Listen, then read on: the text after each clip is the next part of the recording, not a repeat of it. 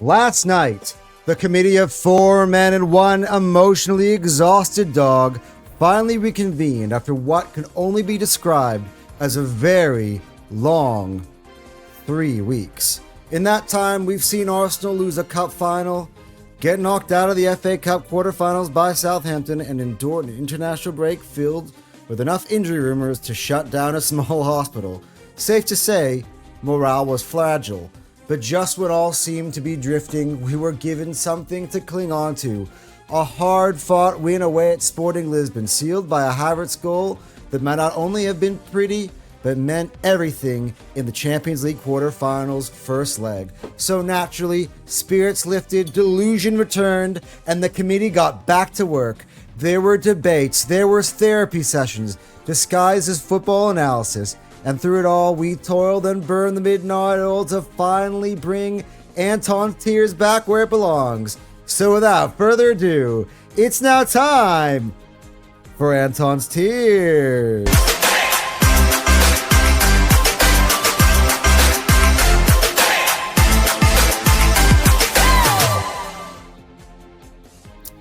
Hello everybody, and finally, the Premier League is back. After, for me it feels like longer because it's been 4 weeks since Arsenal played a Premier League game, which is actually crazy.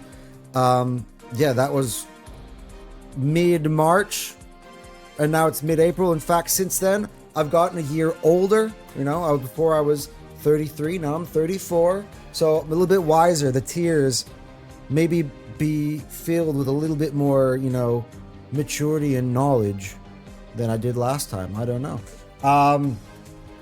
But yeah, it's finally good to have the best, most exciting club football competition back with us. And yeah, look, we got a lot of catching up to do.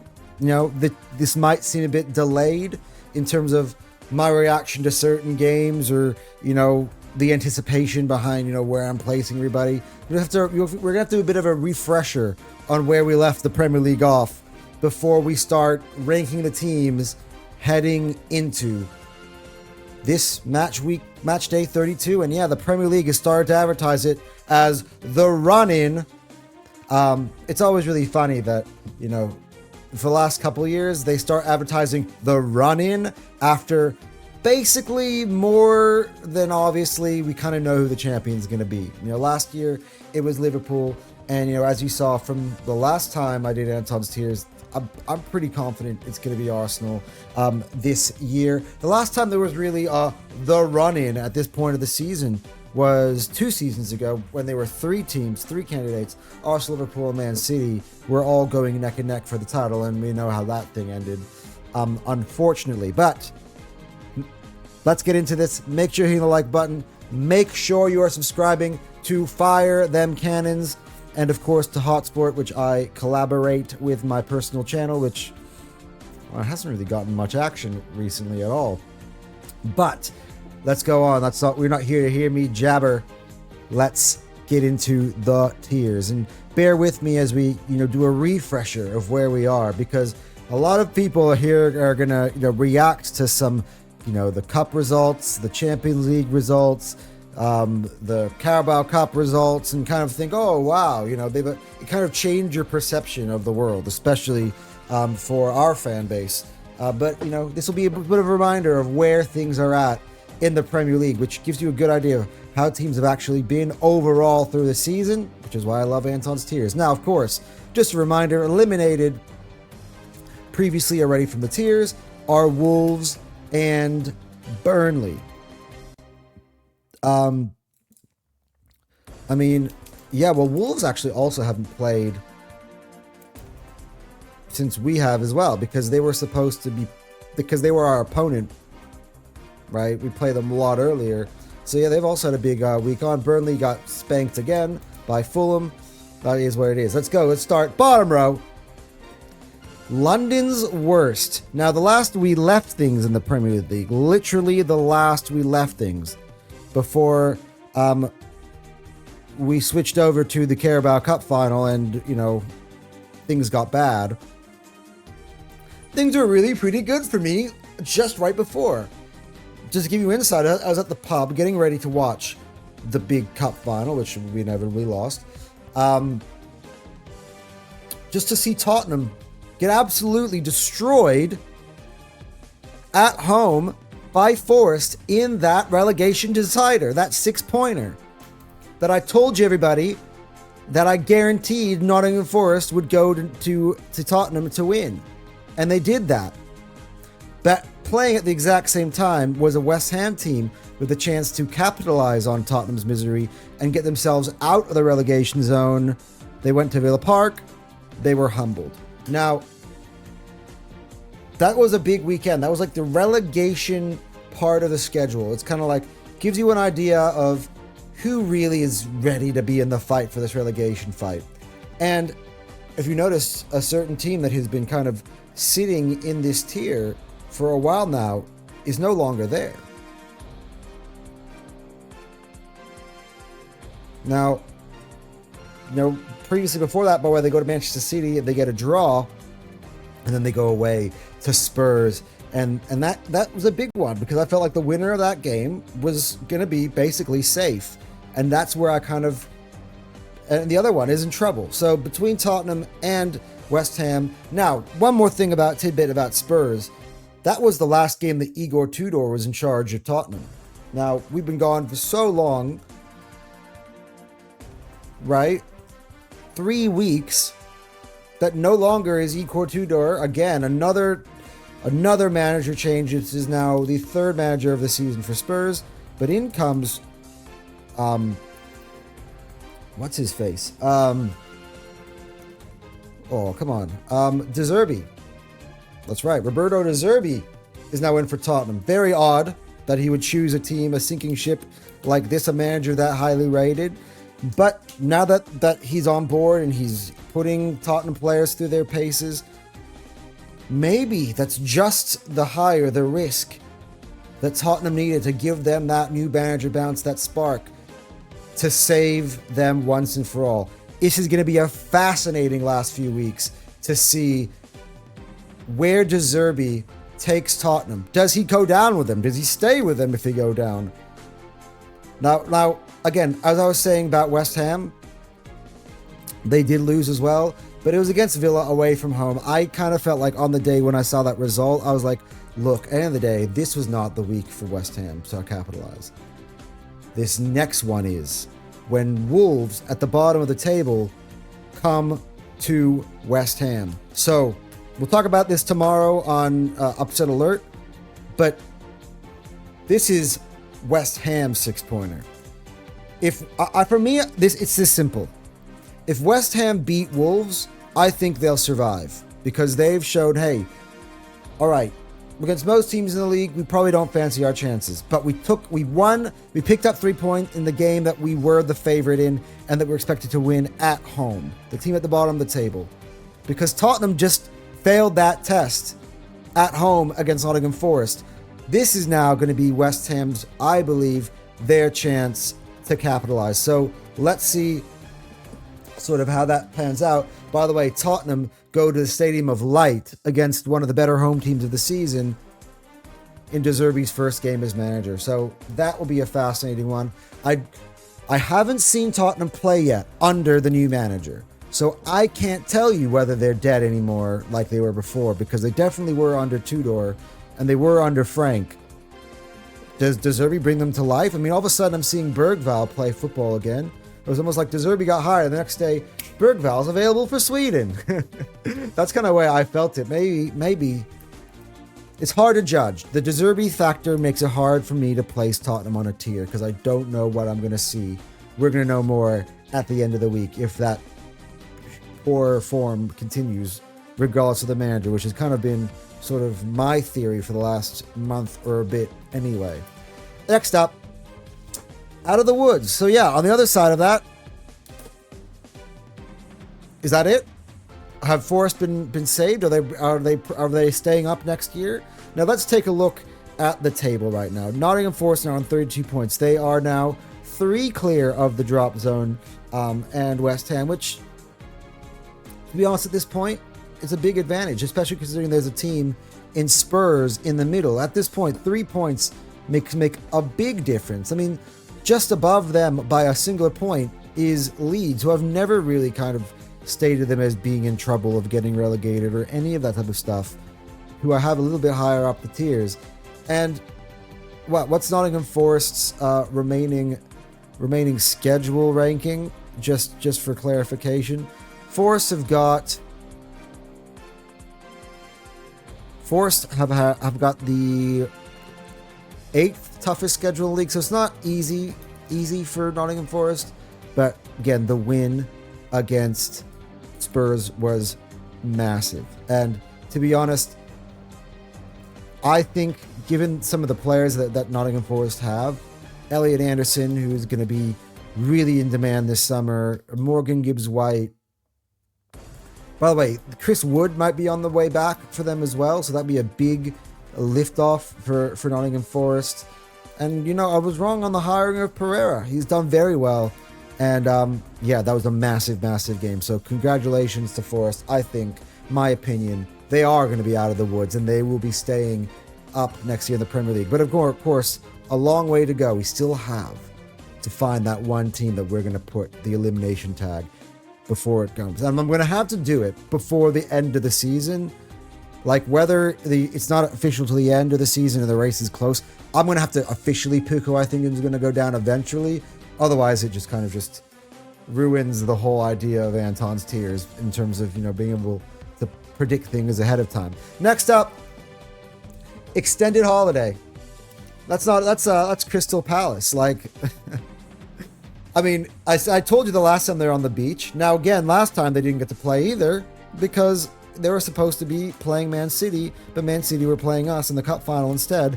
That game still yet to be determined of when we're going to be playing that game, because Crystal Palace is actually playing today in the Conference League. So they're the ones with the packed schedule, not City, which I kind of find a little bit slightly entertaining. But there's not much to say about Crystal Palace because they didn't play. They're still at the beach. They've been at the beach for about a month.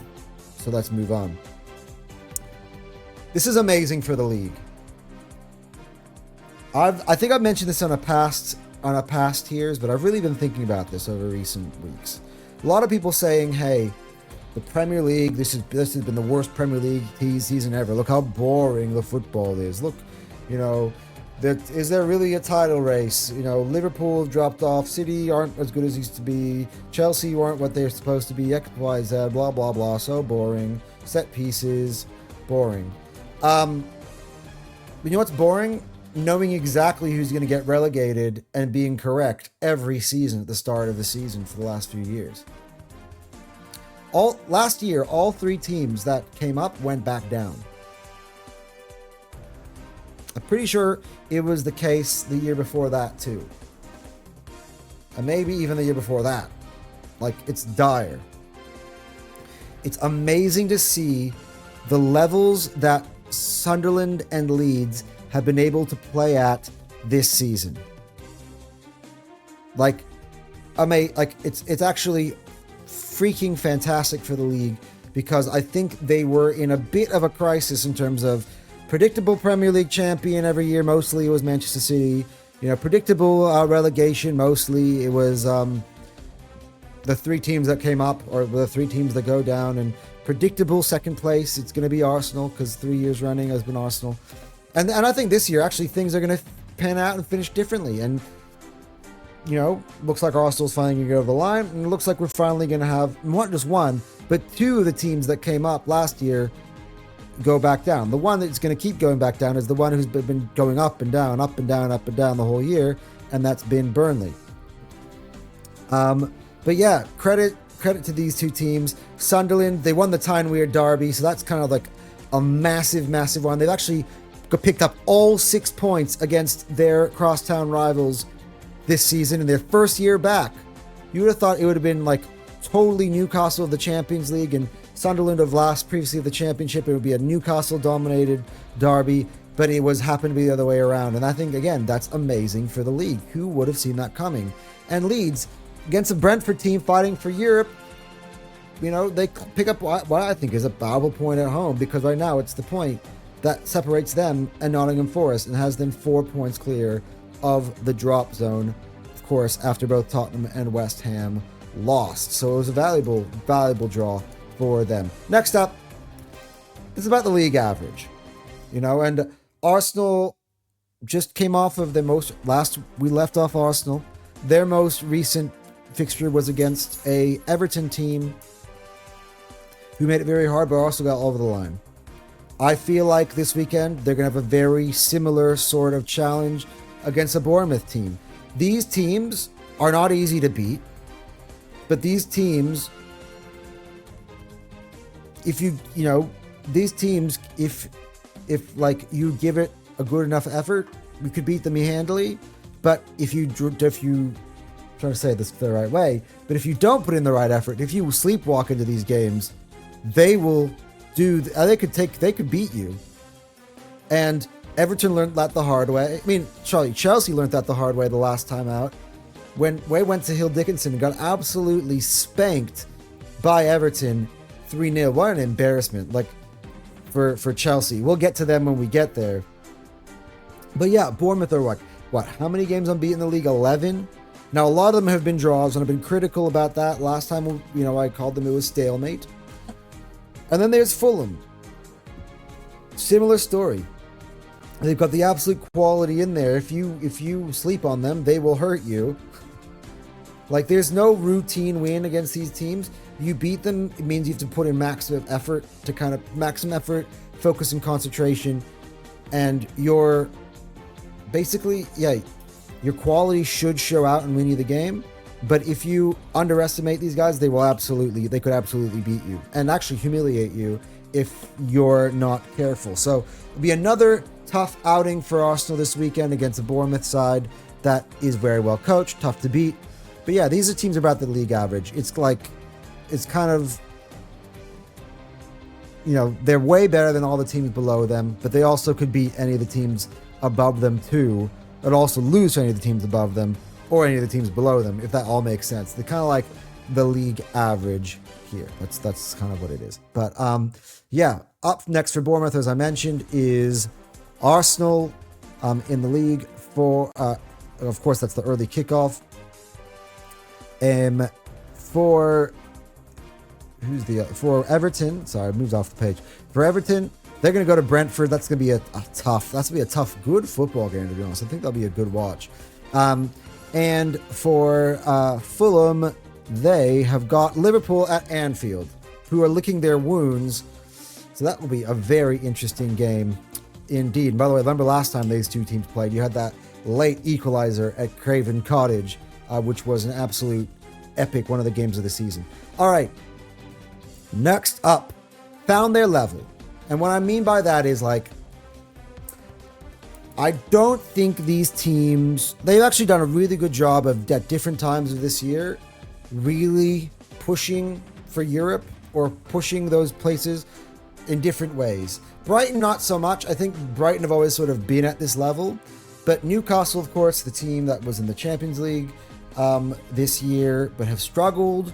But I think they're starting to come back up a little bit. I think they're safely kind of landing in the zone of where they should be. They are 12th.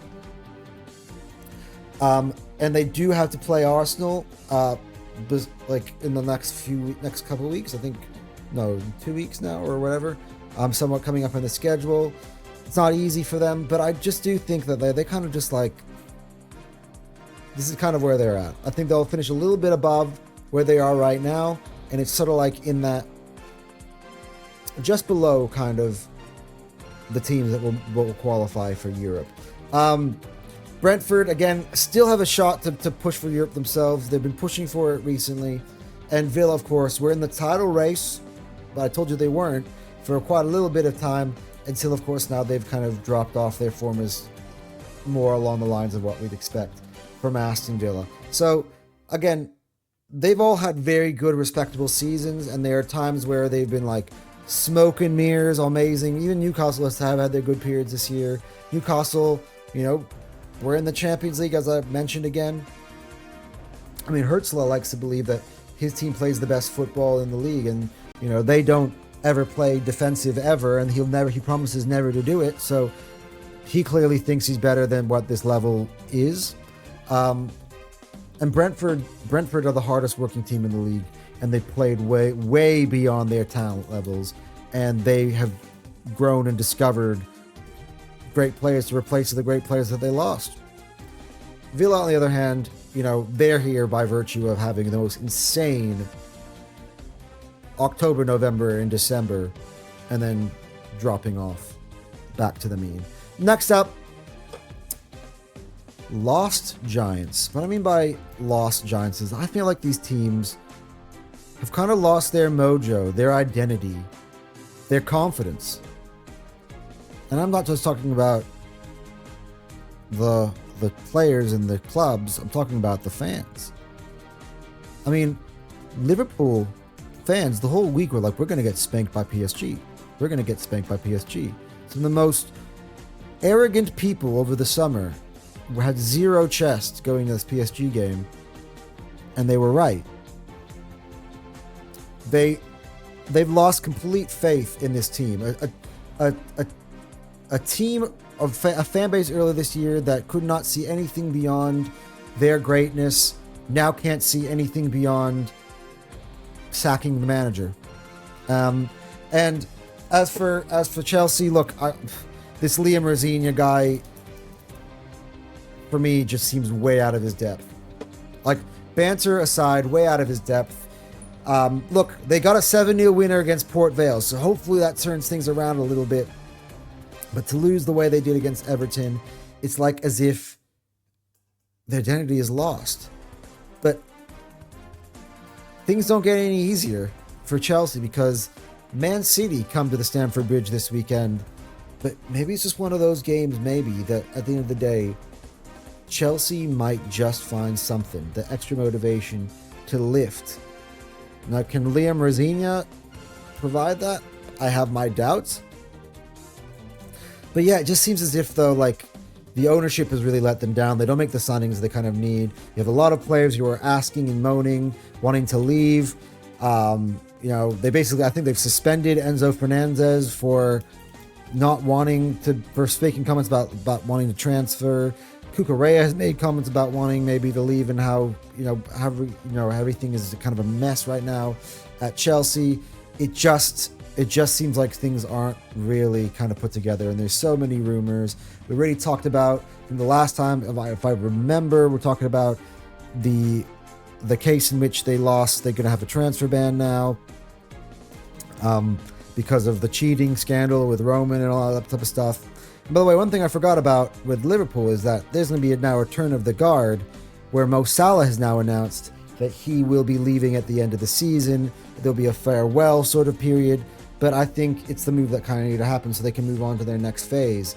But it's just like all the excitement, all of the air that was in both of these teams' balloons seems to have completely gone.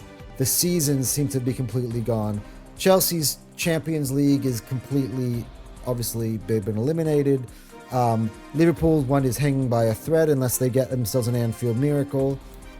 But could Chelsea redeem themselves in the FA Cup? They got a good tie against Leeds at Wembley, so maybe that will be, where Chelsea end up, getting their annual trophy that they somehow managed to always come up with. And I've been there where it's like all you really care about is the FA Cup. But can you please care about Man City this Sunday? That's all. Or yeah, Sunday. That's what I'll say. Next up, Manchester's finest. I just need to remind people, by the way, that Man United and Man City recently in their forms, I want to look at the form tables, right? Both of them have won 3 in their last 5. Man City, despite being better than Arsenal on the day at Wembley and absolutely demolishing Liverpool, where were they this midweek? Were they in the Champions League? No. What was their last 2 performances in the Premier League? What's the last 2 results? Draw against Forest, draw against West Ham. Do you see where they are in the tiers? This notion that, Arsenal is now going to bottle it from here, and Man City's winning the league, and Man City's winning the league, and Man City's winning the league, is at this moment sad and delusional. But what you should be doing is propping up a Manchester United team that I think have been really good under Michael Carrick. They may have drawn in the last game, and I think it was a little bit unlucky in the way that happened. You know, Maguire gets sent off late on in the game. I do kind of feel like Man United deserved that victory over there, and it kind of puts a halt to what has been, again, a pretty good run of form for Man United. And I do expect them to, you know, to kick on and get that form back up. They got Leeds coming to Old Trafford this week. And look, I just think that they've been spectacular, tier 2. But again, it's just hard to remember because it's been so damn long since they've played. Like, all these teams didn't even get to play in the FA Cup last week. Didn't play in Europe. Nothing. It's actually crazy how long it's been since we've seen Manchester United play a football game. But it makes you forget that actually they've been pretty good up until this break. So we'll see where that leaves them. But yeah, Manchester City just kind of, not saying that City and United are like on similar levels. Maybe I was pushing that too much. But the point is that I think that United have earned themselves, in terms of their form under Carrick, a tier 2 position, where Manchester City, considering where we left off in their last Premier League games, despite the fact that they did beat Arsenal in the Cup to win a trophy, and they're probably the favourite to win the FA Cup, this Anton's tiers is purely based on the Premier League. Just a reminder, everybody, that as we bring up the last tier, the team that's at the top of the tiers is still 9 points clear. And with a win in the early kickoff Saturday lunchtime against Bournemouth, if that were to occur at the Emirates, Arsenal would go 12 points clear before City go to Stamford Bridge. So, despite all of the meltdown, all the Arteta outers getting together to come up with their new agenda, but despite, you know, the quad becoming now a potential double, which, by the way, would be a glorious double if we were to pull it off. Despite all that, as I mentioned in the lead up, I think that Kai Havertz goal is huge. I think it was good while Arsenal had their bad form that it was not in the league. I think Arsenal, while yes, it costed us trophies, I think in terms of our ultimate goal, which is winning the league, the fact that we had that rough patch and it wasn't with league points on the line was massive. I said, by the way, that after the Everton win, I said it's going to be a big deal that we can hold on to this for over a month. We don't have to play for a month. Because who knows what happens between now and then. And yeah, we had a dip. And now luckily, you know, generally when Arsenal break the dip with a win, then the fruits of the labor start showing and Arsenal start winning games once again. So that's just a reminder, guys. Remember, Arsenal is still 9 points clear at the top of the league. I want to repeat that to you one more time. We're still 9 points clear. Oh, why are they at the top of the tiers? They showed you they can't go over the line in the cup competitions. That's cup competitions. And yeah, I've spent so much time criticizing Arsenal for it, but I gotta be honest, I couldn't wait to get to Anton's tiers and get back to talking about the Premier League, because in the Premier League, Arsenal have, out of what we played now 31 games, only lost 3 times this season. So they've been the prop, the top, the whole year, the class of the league the whole year. And to be honest, Premier League titles end up kind of going to the team that's been the class of the league. Like, City can look scary in moments, right? There are moments where they can look absolutely scary and absolutely unplayable, and people are like, whoa, look there, they're coming. And then before you know it, they drop a stinker. And then they actually generally drop consecutive stinkers. That's the way it's kind of been this year. Before I end the tiers, I want to kind of give you guys a reminder of where we're at in the Premier League and the scenarios here. Man City, for me, to win the Premier League, need all 8 victories, which includes, by the way, playing Arsenal, beating Arsenal head-to-head, at the Etihad Stadium. But I think it's a different type of game because we're playing for points, and Arsenal have that kind of advantage. If that was the case, then Man City would finish the season on 85 points. Arsenal, right, are currently on 70, so they just need to win, basically, 5 out of the last 7 to become Premier League champions, even if City go perfect. Which is why Arsenal really need to properly kind of balance the rest of this season and just give it their all. Really take it one game at a time. Let's chalk off 3 points every time. You beat Bournemouth, right? All of a sudden now Arsenal are on, 73 points, which means now we only need 4 wins if City are perfect, and that number grows smaller and smaller. By the way, if Arsenal the next week go and beat City at the Etihad, all of a sudden that's doubled because City have lost, and Arsenal would then be 2 wins away from winning the title. By the way, if you combine that with, let's say, Chelsea winning this weekend, Arsenal, if they win next week, would then be 1 win away from the title. So most of the maths leans towards Arsenal winning it. I've kind of gone ahead and said, I basically think this thing is done. You know why? Because when Liverpool were in the same position a year ago, it was common sense across the board. Hey, everyone, it was gospel. Liverpool won the league. But because it's Arsenal, that's not the way we roll. And I'm just going to keep it a buck. That's kind of what it is. It's not really delusion. It's me proving a point to everybody that if it was another team that was in this position, you would have called it a wrap. That's all I'm saying.